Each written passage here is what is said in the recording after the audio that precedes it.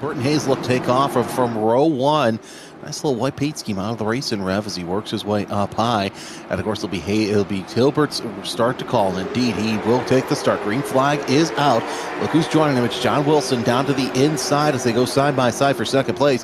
Hazlett trying to hold on to that high line. We'll see how it works out early on in this race. It worked out quite well for the super late models, but less horsepower. We got a spinner at the back. That's the 7 of Chris Davis who's involved in that one. Kenny Allen also involved. Caution is out. All right, so McEwen, Trogan, Martikainen all coming into the pits. Now, Trogan and Martikainen have had at least 1 to 2 stints. I would not be surprised to see them stay into the car. It's McEwen that we need to know if he's coming in. As you see, all 3 of those cars hit their marks. McEwen, Martikainen, Trogan all on the jack stands, and we will see a driver change in both the WSR and the Drago Racing as Alexander Spetz gets back into the car for Drago Racing. Martin Kidlick gets into the car for WSR Esports, and Luke McEwen will triple stint or quadruple stint in the number 3 BMW M Verstappen Sim Racing BMW as they work their way through the pit stop. So quite surprising. Now the question is, how will this race end up? As all the cars are off the jacks right now, they're running the similar pit time. Let's see if we can zoom out a little bit. And McEwen is first off pit road, and they're all going to come out the way that they came in. So BMW Verstappen, Drago, WSR 2, 3, and 4. You got to applaud all those drivers because that could have taken out the entire GT4 field in one fell swoop. You now see Opatek closing in on Roman right there, and man, and that's not good either for Tyler Manning as he starts flashing around the carousel.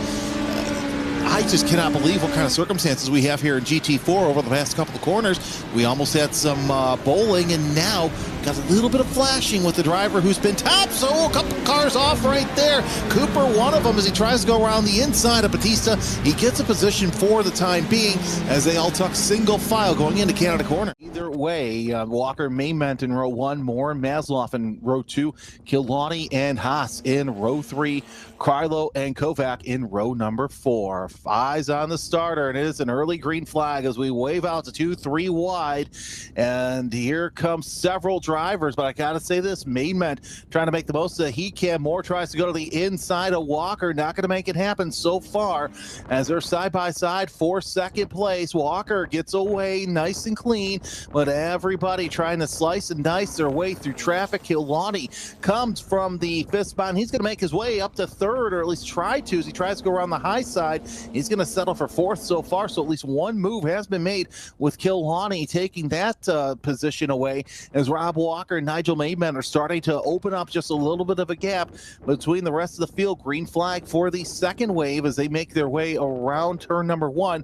We got our eyes on this lead pack as Spec Boxster looking pretty good so far as everybody making their way through turn 4 at this point, downhill through turn 5, and now setting for turn number 6. Chris Davis, Mark Herzog make up row 1. It's Herzog's restart to calls. They come off of turn number 4. Here they come, and Mark Herzog with a late restart. Nice little jump there. Green flag is out. We'll have the white flag next time by, and Davis closing in on Herzog once again. Here comes Feimster to the inside of Flowers. He'll easily get 4th as Flowers grinds up against the wall off of turn number 2. Herzog with a good run coming off of turn number 4. White flag is out. One more lap to go, and he's got a decent lead, but can Harden try for something for second place? He's closing in on Chris Davis, and that's exactly what Herzog wanted. For the first time since January of 2024, the 57 will be victorious and in victory lane. Checkered flag is out. Mark Herzog's your winner. Chris Davis second. Jeffrey Harden finishes off in 3rd place. Let's see what fast Tommy can do here, as he knows that he might be able to go all the way. He's just going to let Rogers go by, possibly make a mistake or two as Tommy Fast closes in just a little bit. Down the pit straight they go once again to complete the 4th lap of their stint here. And let's see what happens as Trogan looks to the end. Not going to go side by side for position going through turn number 1. They come close to touching, but you see McEwen gets out front for the time being.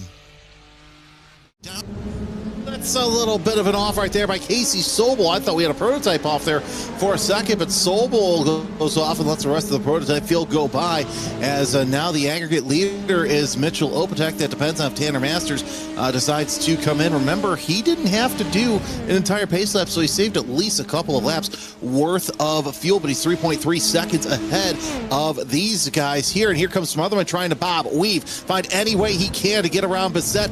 Does not, getting into Canada corner, and a little bit of an off for Opatek as now he comes into the fight for second place overall. Opatek, Bissett, Smotherman, 2, 3, and 4. Here comes Smotherman to the outside. They're going to make contact going into turn number 14. Now what you need to see, he's going to go deep into the gravel, back onto the course, and that's going to give Elias Roman a chance to get up through the field.